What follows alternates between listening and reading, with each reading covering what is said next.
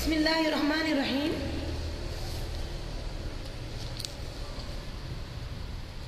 تزکیے کی کلاس میں ہمارا عنوان بنتا ہے اپنے آپ کو غم کے اندھیروں میں گم مت کرو۔ زندگی زندہ رہنے کی اور خوش رہنے کی جگہ ہے۔ حقیقت یہی ہے کہ انسان میں اکثریت ایسی ہوتی ہے جن کی سوچ میں بگاڑ آتا ہے تو زندگی ان کی بگڑ جاتی ہے۔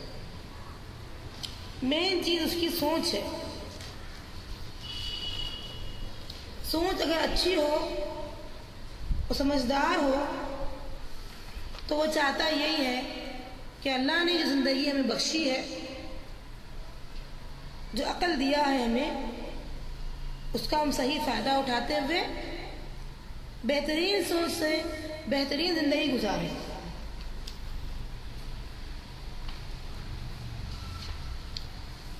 اس کے لیے سب سے اہم کام جو ہمیں کرنا ہے وہ یہی ہے کہ جو کچھ آئے دن مسائل پیدا ہوتے ہیں ان کا ایسا حل نکالنا کہ غم کے دلدل سے ہٹ کر کے، غم کے اندھیروں سے ہٹ کر کے خوش رہنے کی کوشش کی جائے۔ اس میں پہلا کام ہمارا آتا ہے تعذیب نفس، یعنی نفس کو ایسی سزا دی جائے کہ وہ صحیح سوچ کی طرف مائل ہو۔ مثال کے طور پر ہم کئی بار یہ واقعات سنا چکے ہیں، دوبارہ چاہتے ہیں کہ اس واقعے کو ہم ریپیٹ کریں۔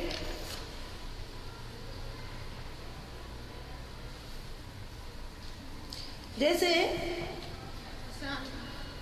ہم یہ بچوں کے لیے بھی واقعہ تجویز کیے تھے، ہے تو یہ بچوں کے لیے لیکن اس میں بڑی سبق والی بات ہے۔ وہ یہ ہے کہ چند بچوں کے گروپ نے ایک بار پکنک منانے کا انتظام کیا تھا اور وہ گئے۔ ان میں ایک بچہ ایسا تھا جو کمزور تھا عقلی اعتبار سے۔ جیسے وہ بچے گئے ہیں اور سارے مل کر کے وہیں پر پکوان کا انتظام کرنا چاہے تھے، تو جو عقلی اعتبار سے کمزور بچہ تھا اس نے بھی سوچا کہ سارے بچے کام کر رہے ہیں، میں اکیلا تنہا خاموش کیسے بیٹھے رہوں۔ وہ سوچا کہ میں خود بھی ہاتھ بٹاؤں۔ انہوں نے گاڑی کی ڈکی میں پانی اور پٹرول کی 2 بوتلیں جو رکھی تھی، وہ جو ہے پانی کی بوتل سمجھ کر کے جو گوشت لے کر گئے تھے وہ اس سے دھونے کی کوشش کیا جس میں وہ پیٹرول تھا۔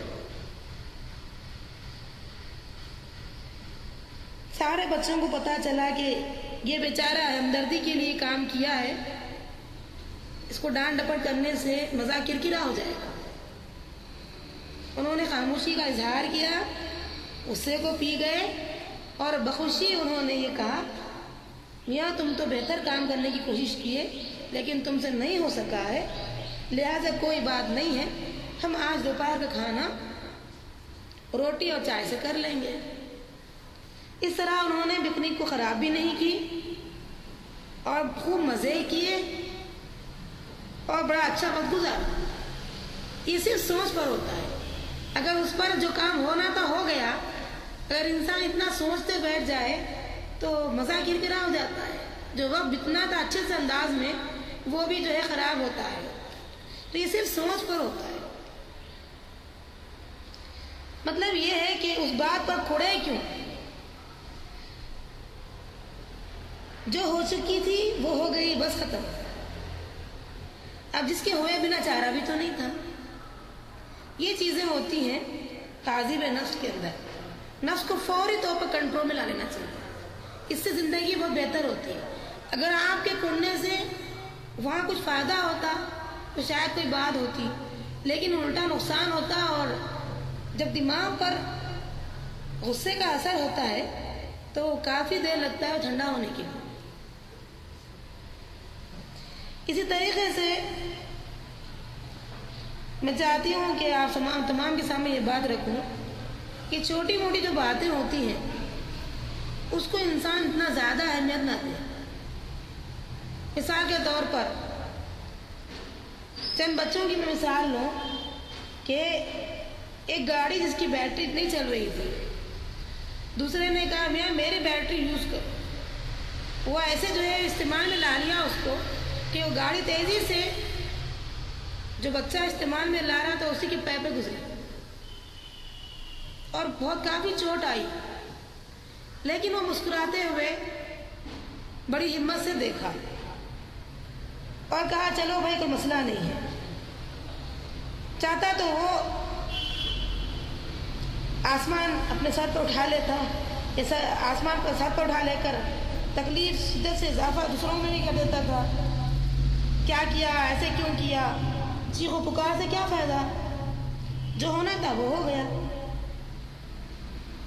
اسی لیے اگر ہم چاہتے ہیں کہ زندگی خوش و خرم گزارے تو ان اصولوں پر پابند رہیں اور کوشش کریں کہ ہم ان اصولوں کو ہمیشہ اپنی زندگی میں نافذ کریں.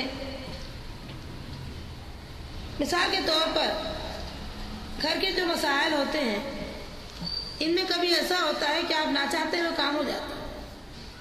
یوں سمجھ لیجئے آپ کے گھر پہ چونا ڈل رہا ہے یا آپ کے ڈور پر پینٹ لگوا رہے ہیں.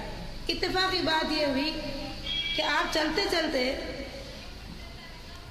کہ وہ آپ کا جو ہے پینٹ لگ گیا. آپ جو پینٹر ہے اس کو غصے میں آ کر ایسی ایسی آوازوں سے کس رہے ہیں. اس کا نتیجہ کیا نکلے گا؟ وہ بھی ایسے باتیں میں دیکھ کر چلنا چاہیے تھا. تمہیں پتا ہے میں لگا رہا ہوں. تو اس سے فائدہ کیا ہوگا؟ فائدہ تو کچھ نہیں نکلے گا. آپ بول رہے ہیں کہ بھائی تیش میں آ کر تمہیں بات کرنے کی تمیز نہیں ہے، یہ فلاں اور فلاں. ہماری اپنی غلطی کو چھپانے کا طریقہ نہیں ہوتا ہے. تو کیا ہوتا ہے کہ مستعد مزاجی سے حلہ کرنے سے، بے بنیاد باتوں پر بیکار سے گفتگو کرنے، بحث کرنے کی جو عادت بن جاتی ہے، نتیجہ یہ نکلتا ہے کہ آپ کی اہمیت ختم ہونا شروع ہو جاتی ہے. یا یوں مثال لے لیجئے، آپ بارش کے دن ہیں، آپ کسی سڑک کے پاس کھڑے ہیں روڈ کراس کرنے کی نیت سے. ایک تیز رفتار گاڑی آئی اور پانی اچھا کے چلے گئی آپ کے پاس.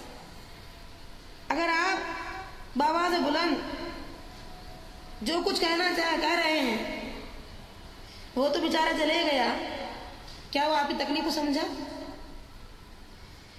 کیا وہ آپ کی اذیت جو آپ نے دی ہے اس کو سمجھا؟ کچھ گاڑی تو بس آئی اور چلے گئی. تو یہ چیخ اور پکار سے فائدہ کیا ہے؟ تو اس چیزیں سے صبر آزما چیزیں آتی ہیں. یہ بات یاد رکھیے کہ ان چیزوں پر زندگی پوری بھری ہوئی ہے. سمجھنے کی کوشش کریں، نظر انداز کرنے کی کوشش کریں. تو یہ تعذیب نفس کی مثال ہے. اور دوسری چیز میں بتانا چاہتی ہوں، اکثر ہماری عورتوں میں یہ چیز ہم دیکھتے ہیں کہ جو گزر گئی تکلیفیں، دکھ، پریشانیاں، اس کو بار بار یاد کر کے دل جلانے کی مشق شروع کر دیتے ہیں. ہر آدمی ترقی کے لیے پریکٹس کرتا ہے. ہماری عورتیں دل جلانے کی پریکٹس کرتی ہیں، بار بار تکلیفوں کو یاد کرتی ہیں، بار بار اذیتوں کو یاد کرتی ہیں، دکھوں کو یاد کر کے روتی ہیں. اس سے کیا فائدہ ہوتا بتائیے؟ کیا ایسا یاد کرنے سے تکلیفیں آپ کی دور ہو جائیں گی؟ یہ بوجھ ہلکا ہوگا؟ یہ ممکن ہی نہیں ہے. تو جو چیز گزر جاتی ہے بارہا کو یاد کر کے اپنے نفس کو عذاب دینا یہ اچھی چیز نہیں ہے. یہ دل کو جلانے والی بات ہے، یا دل کو جلانے میں آپ پریکٹس کرنے والی بات ہے. محمد صلی اللہ علیہ وسلم کی زندگی کو سامنے رکھیے. آپ کی پوری زندگی تکلیفوں، صبر، آزمائش، دشواریوں سے گزری ہے، مگر آپ کبھی بھی کسی وقت بھی زندگی میں مسکرانا نہیں بھولا. آپ مسکرا کر کے ہمیشہ دماغ کو ٹھنڈا رکھتے تھے. اپنی پیاری بیوی عائشہ رضی اللہ عنہا کے پاس جب بیٹھے تھے، انہوں نے ایک بار پوچھا آپ سے، کیا احد کے دن سے زیادہ سخت دن بھی آپ پر گزرا ہے؟ تو آپ صلی اللہ علیہ وسلم نے جواب دیا، احد کا دن واقعی سخت دن تھا، کیونکہ آپ کے جو عزیز ترین چچا حمزہ بن عبد المطلب رضی اللہ عنہ کو انتہائی بے دردی سے شہید کر کے ان کی لاش پامال کر دی گئی تھی.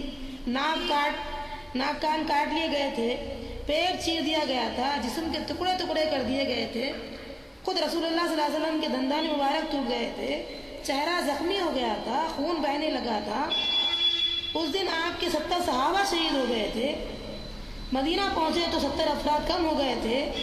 ان کی بیواؤں یتیم بچوں کا قسم کرسی کے عالم میں بے سہارا رہ جانا بھی ایک خطرناک، دل کو ہلانے والا سانحہ تھا، حادثہ تھا. تو رسول اللہ صلی اللہ علیہ وسلم نے جواب فرمایا، گھاٹی کے دن تمہاری قوم نے مجھ سے جو سلوک کیا وہ احد کے دن سے زیادہ سخت تھا. اس دن میں نے اپنے آپ کو اہل طائف کے سامنے پیش کیا تھا. مطلب یہ ہے کہ طائف کے میدان میں جو آپ کے ساتھ معاملہ ہوا، آپ کی صداقت کو ماننے کے باوجود بھی لوگوں نے جو آپ کے ساتھ بے دردی کا معاملہ کیا تھا، آپ پر جو ہے چھوٹے، آپ مستقل، آپ کی سچائی کے باوجود آپ کو زخم نہیں کیا گیا تھا، آپ پر جو ہے کئی طرح سے تکلیفیں دی گئی تھی. آپ نے کہا وہ دن بڑا سخت تھا احد کے دن سے بھی.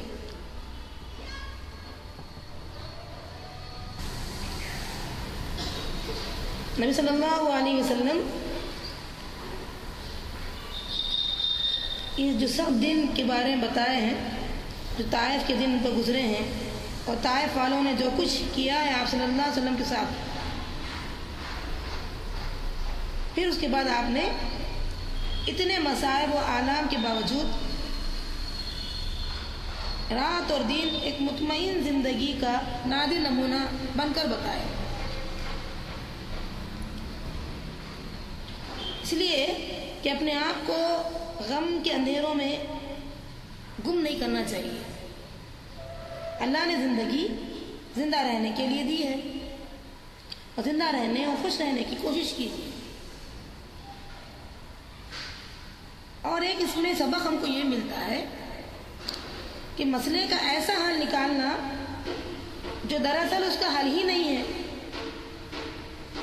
آپ کو اذیت دیتا ہے، نقصان پہنچاتا ہے، تکلیف دیتا ہے، اور مسئلہ جو کا تو رہتا ہے.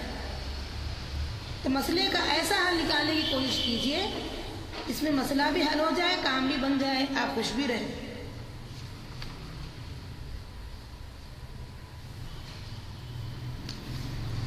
دوسری ہماری بات اہم جو آتی ہے وہ یہی ہے کہ چھوٹی موٹی باتوں کو اہمیت دینا چھوڑ دیں،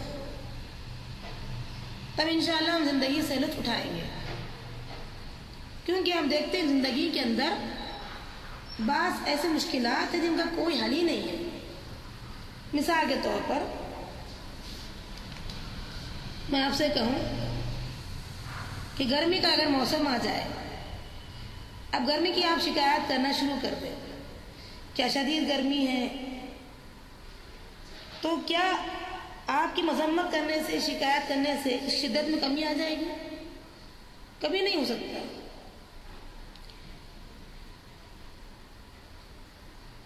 اور آپ دیکھتے ہیں جن کا حل نہیں ہے، ایسے معاملات میں وسیع ظرفی سے کام لیں، یعنی وسیع الظرفی جس کو کہتے ہیں، بڑے ظرف سے کام لینا، بڑے دل سے کام لینا. ہمارے پاس بھی ہم دیکھتے ہیں ایسے مشکلات ہمارے پاس آتے ہیں جن کا حل نکالنا بڑا مشکل ہو جاتا ہے. اس وقت ہم اپنے آپ کو چینج کر دینا چاہیے اور بڑے ظرف سے وہ معاملات کو ٹھنڈا کر دینا چاہیے. مثال کے طور پر کسی شاعر نے یہ کہا، آسمان بڑا افسردہ اور ترشرو نظر آ رہا ہے، تو اس جواب میں یہ کہا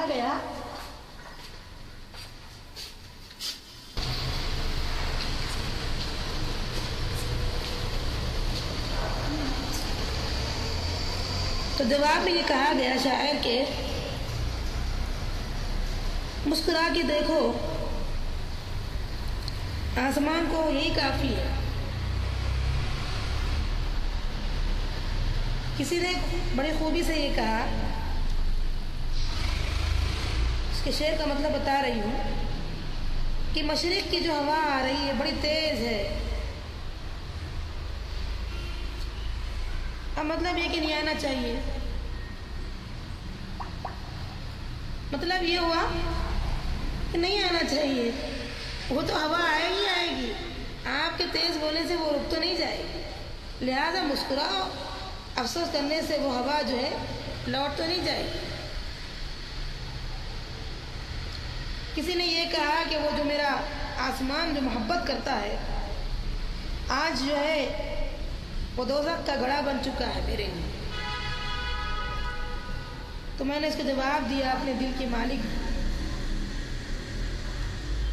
نہ بنو، بلکہ جو کرنا ہے کرنے دو اس کو، تم مسکراتے آگے بڑھو.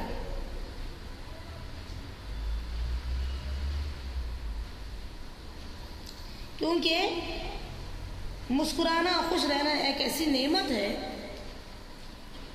کہ اگر ہم اس کو چھوڑ دیں گے اور سامنے والا ہمارے سے جو وعدہ کیا تھا اس کا حساب کتاب شروع کر دیں گے تو ساری عمر ہماری مصیبتوں میں گزرے گی کہ اس نے ایسا وعدہ کیا تھا نہیں کیا، وعدہ کیا تھا نہیں کیا. جو ہونا تھا وہ ہو گیا.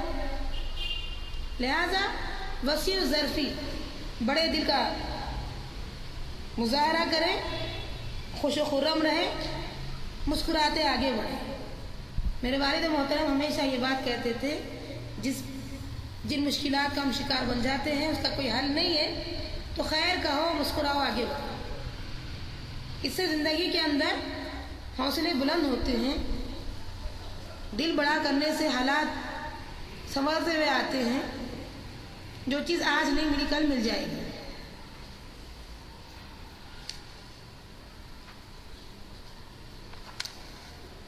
جو عظیم حوصلے والے لوگ ہوتے ہیں جن کے بارے میں سورہ لقمان میں اللہ نے فرمایا کہ جو لوگ صبر سے کام کرتے ہیں، ان ذالک من عزم الامور، یہ لوگ جو حوصلے والے ہوتے ہیں، بلند ہمت والے ہوتے ہیں، وسیع ظرفی سے کام لیتے ہیں، یہ اصل میں ایمان کے آخری درجے کو حاصل کرنے والے ہوتے ہیں. اور آپ کو پتا ہے ایسے ہی لوگوں کے لوگ دشمن بنتے ہیں. تب بھی ہم کو مسکرانا چاہیے. اگر دشمنوں سے بلند مرتبہ اور عظیم نہ ہوتے تو کبھی تمہیں مذمت کا نشانہ نہ بناتے. ایک بات تو یہ ہے کہ ہم کو بلند رہنا ہی رہنا ہے، حوصلے کو اونچا کرنا ہی کرنا ہے.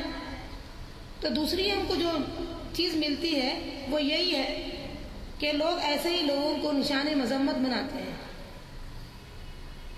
ہمیں مسکراتے ہوئے آگے بڑھنا چاہیے.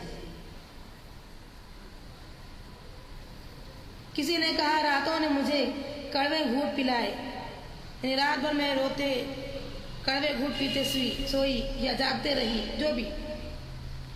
ان کا جواب بھی یہی ہے کہ مسکراؤ، اگرچہ کہ تمہیں کڑوے گھونٹ پلائے گئے ہیں.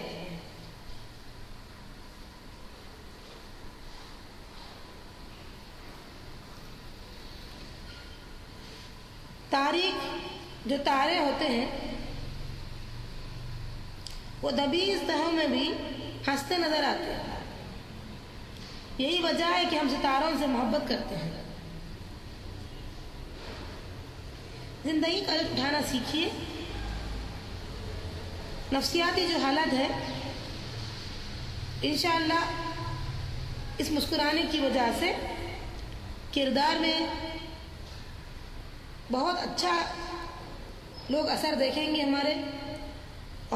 ہم ملازمت بہتر طریقے سے کر سکیں گے، ہمارے بچوں اور دوست احباب پر ہماری نظر اچھی رہے گی، ہم ان کا حق ادا کرنے والے رہیں گے۔ اور بیچارے وہ معصوم بچے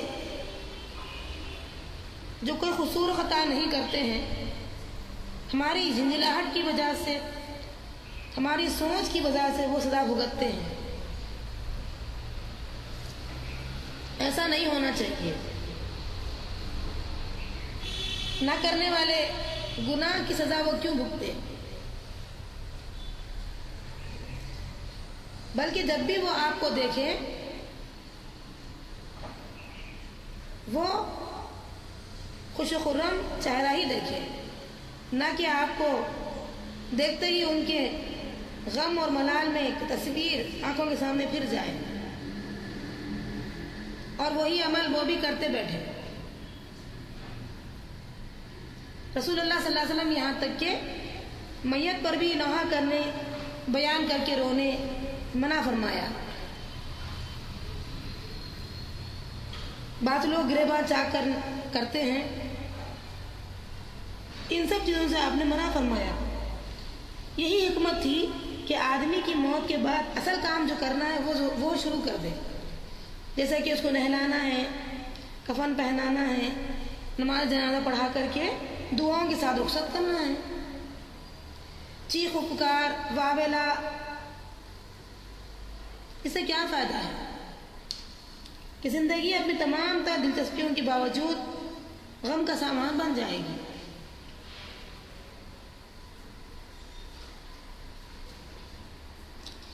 ایک صاحب نے اپنے دوست کے ساتھ چہل قدمی کر رہے تھے۔ دوست نے ماتھے پر بل لا کر کہا، اف آج کتنی سردی ہے۔ تو انہوں نے جواب دیا،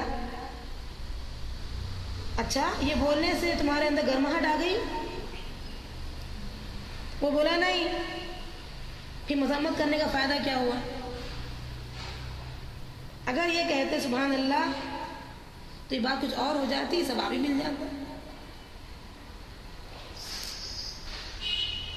بہرحال اپنی زندگی کو جیتیے، اس سے لطف اٹھائیے، چھوٹی موٹی باتوں کو اہمیت نہ دیں۔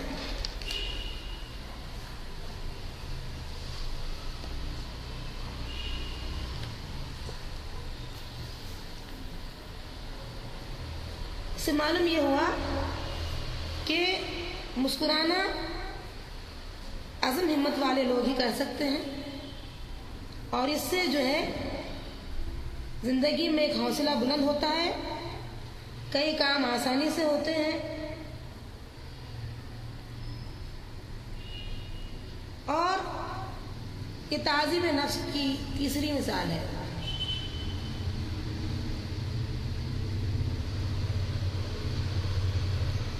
ایک اشارہ میں دوں گی کہ اے بیچارے انسان، تم نے اپنی عمر آہ و بکا کرتے رہنے اور غم کھانے میں ضائع کر دی۔ تم ہاتھ باندھے بیٹھے کہتے رہے کہ زمانے کو مجھ سے بیر ہے، جبکہ زمانہ اللہ ہے۔ اللہ کیوں بیر رکھے گا انسان سے؟ یہ سوچ کا جو ہے فطور ہوتا ہے۔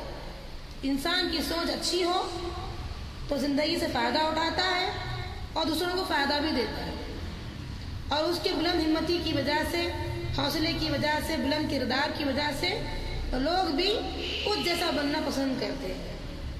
جیسے کہ نبی صلی اللہ علیہ وسلم ہمارے لیے بہترین اسوہ نمونہ ہے۔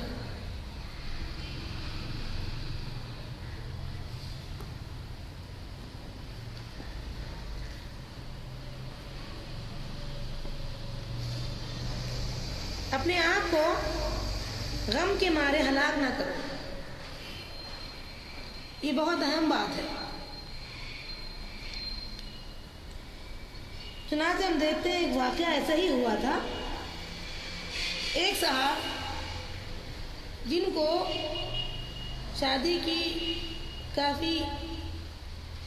کے بعد کافی سالوں کے بعد ایک بیٹا ہوا، اور اللہ نے ایک آزمائش ان سے کی. وہ بیٹا ان کا کچھ ایسا بیمار ہوا کہ اس کے بارے میں ڈاکٹر نے ان سے کہہ دیا کہ یہ اللہ ہی پر چھوڑنے والی بات ہے. اب بیچارے اتنا رو رہے تھے کہ پوری زندگی اسی رونے میں چلے گئی. انہوں نے کسی ایسے صاحب سے مشورہ کیا اور اپنی پریشانی سنائی. انہوں نے کہا یہ سوچ پر تم لا حول ولا قوت الا باللہ کہو, تھوڑا صبر سے کام لو, اللہ اگر چاہے تمہارے بیٹے کو شفا دے دے. اگر بالفرض اللہ نے کوئی فیصلہ کر ہی لیا ہے تو قیامت کے روز اسے تمہارا سفارشی بناؤ. وہ کہنے لگے سفارشی کیسے بھائی, بچہ نہیں ہے, اس کی عمر تو 17 سال کی ہے. تو انہوں نے کہا بھائی ٹھیک ہے, اللہ کرے کہ شفا ہو جائے. اگر ایسا نہیں ہے تو ہو سکتا ہے کہ اس کے دوسرے بھائی تمہارے لیے مبارک بنا دے. وہ کہنے لگا کہ بھائی میرا ایک ہی لوتا بیٹا ہے اور اسے بھی بیماری کھایا جا رہی ہے. بہرحال انہوں نے ان کو نصیحت کے طور پر کہا کہ میں چاہتا ہوں ایک جگہ ہم جائیں جہاں مجھے جانا ضروری ہے. حالانکہ ان کا منشا یہ تھا کہ ان کو کچھ سبق سکھائیں. وہ کہنے لگے چلو میرے ساتھ.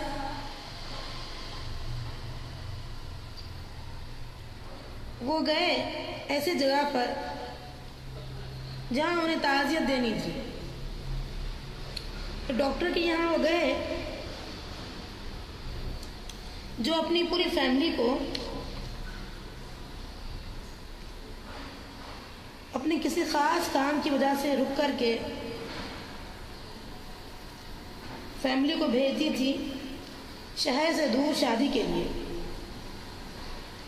لیکن ایک ایسا خوفناک حادثہ ان کے ساتھ پیش آیا کہ وہ پوری کی پوری فیملی 11 افراد کے ساتھ جاں بحق ہو گئی ایک حادثے میں.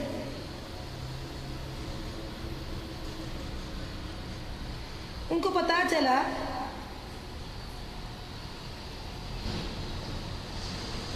تو وہ فوراً انا للہ و انا الیہ راجعون کہہ کر خاموش ہو گئے. آپ کو پتا ہے وہ بھی تو انسان ہیں, ان کے بھی جذبات اور احساسات تھے ہوں گے, سینے میں ان کا بھی درد مند دل تھا ہوگا, رونے والی آنکھیں بھی تھیں ہوں گی. یہ خبر کس قدر ان کو نہایت صبر مندی کا مظاہرہ کرنے اور پھر سارے خاندان کی تکفین, پھر نماز جنازہ اپنے ہاتھوں سے ان پر مٹی ڈالنا, پورے کا پورا کنبا, کیسے وہ برداشت کیے ہوں گے کہ گھر آنے کے بعد جو کیفیت ان کی تھی ہوگی, بچوں کے کھلونے نظر آ رہے ہوں گے,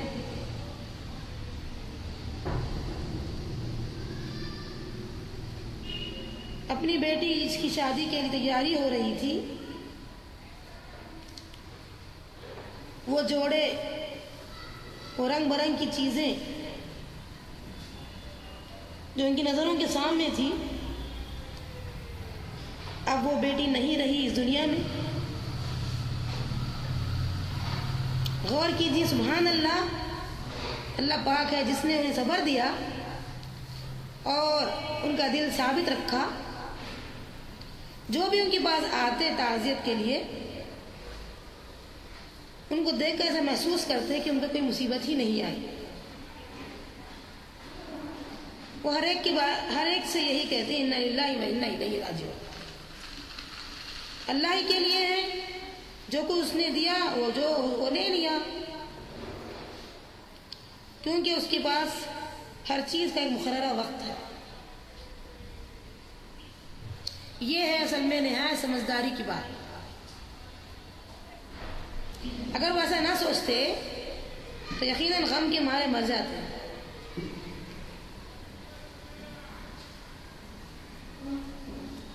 یہ چیزیں ہیں جو دیکھ کر سبق حاصل کیا،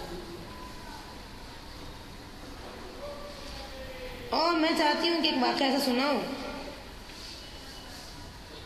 کہ ایک غریب آدمی جس کا دماغ بہت صحیح ہے، جو انتہائی سمجھدار، آپ دیکھیں گے کہ وہ ہمیشہ خوش نظر آتا ہے، اگرچہ کہ وہ معمولی ملازمت کرتا ہو، کرائے کے تنگ سے کم گھر میں رہتا ہو، معمولی سواری ہو اور اس کے گھر والے زیادہ ہوں، اس کے باوجود وہ ہمیشہ مسکراتے رہتے ہیں۔ زندگی کا لطف اٹھانا سیکھا ہے۔ حالات کی ناسازگاری کی شکوہ کرنے سے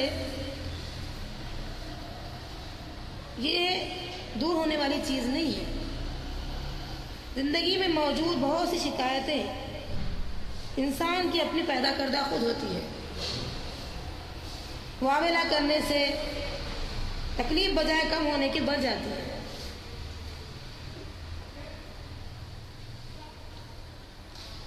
بہتر بات کیا ہے کہ جو چیز اویلیبل ہے، میسر ہے، جو سہولیات ہمارے پاس ہیں، انہیں کام میں لائیے اور ایک خوشگوار زندگی بسر کرنے کی کوشش کیجیے۔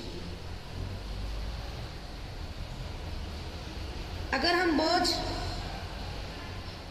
اپنا خود نہیں اٹھا سکتے ہیں تو دوسرے کیسے اٹھائیں گے؟ یہ تکلیف کا جو بوجھ ہے، یہ ایک مسکرانے سے اور رب العالمین پر بھروسہ کرنے سے، توکل کرنے سے، صبر کرنے سے انشاءاللہ حالات سازگار بھی ہوتے ہیں، خوشگوار بھی نظر آتے ہیں، اور اللہ صبر کا بدلہ بھی بہت اچھے انداز میں دیتا ہے۔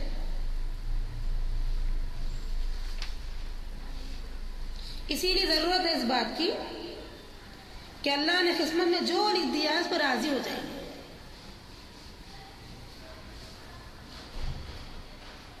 کیونکہ میرے اپنی نظر میں بعض چیزیں ایسی ہوتی ہے جس کو ہم نظر انداز زیادہ کرتے ہیں۔ مثال کے طور پر اللہ نے بہترین صحت دی، اس پہ ہماری نظر نہیں رہتی، جو چیز نہیں دی ہے اس پر نظر بڑھ جاتی ہے، اور ہم دیکھتے ہیں اکثر کہ لوگ اللہ کا شکر ادا نہیں کرتے۔ ایک بیمار کو آپ دیکھیے، فوراً دل سے دعا نکل جاتی ہے، الحمدللہ الذی عافانا مما ابتلاک بہ، اللہ تعالیٰ شکر ہے جس نے ہمیں اس بیماری سے عافیت میں رکھا ہے، جس میں وہ مبتلا ہیں یا تو مبتلا ہے۔ وفضلنا علی کثیر ممن خلق تفضیلا، اور یوں اس نے ہمیں اپنی بیشتر مخلوقات پر ایک فضیلت عطا کی۔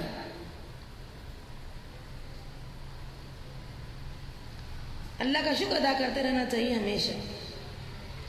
صحت دیا اور عقل دیا، بہترین سوچنے سمجھنے کی صلاحیتیں دیا، خوبصورتی دیتا، اگر صحت دیتا، حسب نسب دیتا، لیکن عقل چھین لیتا تو پاگل خانے میں رہتے۔ اسی لیے جو نعمت اللہ نے دی ہے اس کا شکر ادا کرنا چاہیے، اور راضی بھی رہنا اپنی قسمت پر جو اللہ نے بنائی ہے۔ کیونکہ اس سے کیا فائدہ ہوتا ہے، آپ غور کریے۔ ایک پائے کا انجینئر تھا اپنے زمانے کا، بڑا فخر تھا اسے اپنے عہدے پر، علم پر، چھوٹے سے ایک دھچکے نے جب وہ روڈ پر گزر رہا تھا، سڑک پر گزر رہا تھا، ایک گاڑی جس کا بریک فیل ہو گیا تھا، وہ ایک دم ایسا زور کا دھکا دی کہ وہ بالکل جو ہے سر کے بل گرا اور کچھ اس کی دماغ کی رگوں میں فرق آ گیا. ایسی ایسی حرکتیں کیا کہ گھر والے اس کو برداشت نہیں کیے اور پاگل خانے میں ڈال دیا. ہوا یہ کہ وہ اس پاگل خانے میں بھی ایسے سے کام کر رہا تھا کہ اگر اس کو 10 بار بھی دن بھر میں کپڑا پہنایا جائے تو اس کو پھاڑتا اپنے دانتوں سے، اپنے ہاتھ سے، اور نگلنے کی کوشش کرتا. جب وہ نگلے نہیں جاتا تو چیخ و پکار کرتا، یہاں تک کہ اس کو بڑھانا رکھا گیا. سوچئے ایک اونچے معیار سے ایک دھکے کے اندر اللہ نے ذلت کے بہت گہرے گڑھے میں گرا دیا. انسان کچھ بھی نہیں سوچ سکتا کیا ہوگا اس کے ساتھ آئندہ. تو یہ کوئی بڑی حیثیت والی چیز نہیں ہے کہ ہم دوسروں کو دیکھ کر کے غم کھاتے زندگی بسر کر لیں. بھائی ان کو یہ ملا، یہ ملا، یہ ملا، وہ ایسے خوش ہیں اور ایسے ہیں اور ایسے ہیں. اللہ نے جو نعمت ہم کو دی ہے اس پر خوش رہنے کی عادت ڈالیں. جو قسمت ہماری بنائی ہے اس پر وہ خوش رہیں. اور سب سے زیادہ میں یہ اہم سمجھتی ہوں کہ اللہ رب العالمین نے ہمیں الحمدللہ علم بھی دیا، عقل بھی دیا، دولت بھی دیا، صحت بھی دیا، اور الحمدللہ بڑے بڑے مصائب سے بچایا. سب سے بڑی نعمت کیا دیا؟ اسلام کی نعمت دیا، جو کوئی چھوٹی نعمت نہیں ہے. اس شخص کی زندگی مبارک ہے جو اسلام پر جیے، اسلام ہی پر مرے. اس لیے ہم میں سے ہر ایک کو اللہ کا شکر ادا کرنا چاہیے، ہمیشہ الحمدللہ کہے.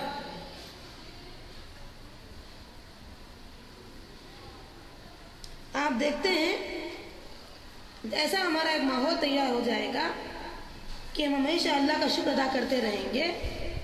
جو نعمتیں ملی ہیں اس پر شکر، اور ہمیشہ روشن پہلو پر نظر. جو چیز سے محروم کر دیے گئے اس پر ہماری نظر ختم ہو جائے، ہٹ جائے، تو انشاءاللہ ثم انشاءاللہ جو نعمت نہیں ملی الحمدللہ کہنے کی وجہ سے، جسے قرآن مجید میں آتا ہے لَإِن شَكَرْتُمْ لَأَزِيدَنَّكُمْ، تم شکر کرو گے جو نعمت تمہیں ملی ہے اس پر تو ہم مزید اور نعمتیں تمہیں دیں گے. وَلَئِن كَفَرْتُمْ، اگر شکر کی روش کے خلاف ناشکری میں آ جاؤ گے، تم ناشکری کرتے رہو گے، مِنَّا عَذَابِ لَشَدِيدٌ، تو حیث و نعمت بھی کھینچ لوں گا، یہی تمہارا عذاب ہے. یہ اللہ کا شکر ادا کریں جو نعمت ہمیں ملی الحمدللہ. ورنہ کیا ہوگا؟ شرف و عزت کی بلندیوں کے بعد ذلت کے گہرے گڑھے میں گر جائیں گے، جو ہمارے لیے بہت نقصان دہ ہے.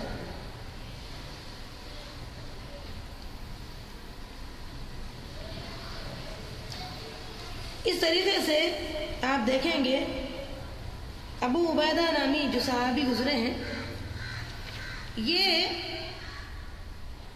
انتہائی سلاجو انسان اور نرم خو انسان تھے. اللہ دعا کیجئے ہمارے اندر بھی صفات آ جائے. ایک واقعہ ایسا ہوا تھا کہ رسول اللہ صلی اللہ علیہ وسلم نے غزوہ ذات السلاسل کے لیے شام روانہ کیے تھے.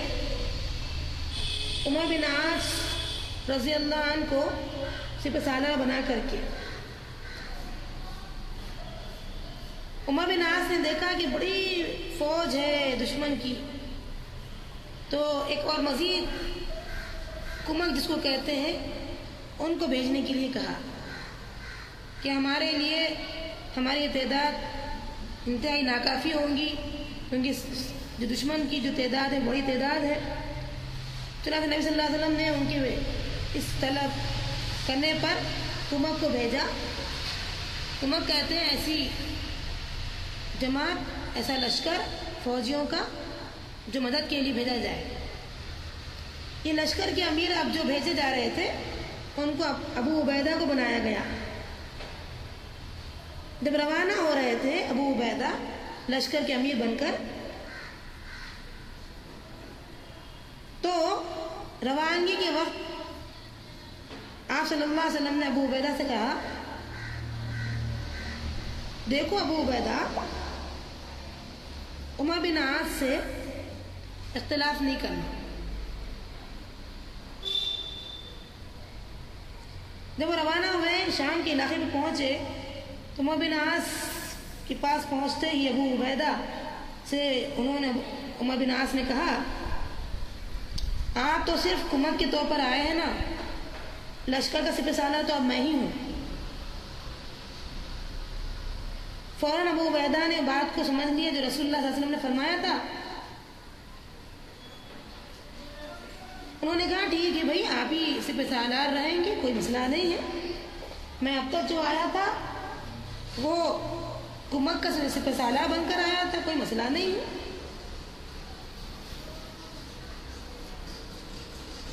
اور انہوں نے ان کی بات مان لی. میں اس لیے کی کہ آپ صلی اللہ علیہ وسلم نے مشورہ دیا تھا کہ اختلاف نہیں کرنا. تو کہنے لگے عمر بن عاص ٹھیک ہے. عمر بن عاص سے انہوں نے ابو عبیدہ نے کہا ٹھیک ہے آپ ہی رہیے سپہ سالار، میں آپ کی بات کو مان لوں گا. یہ بات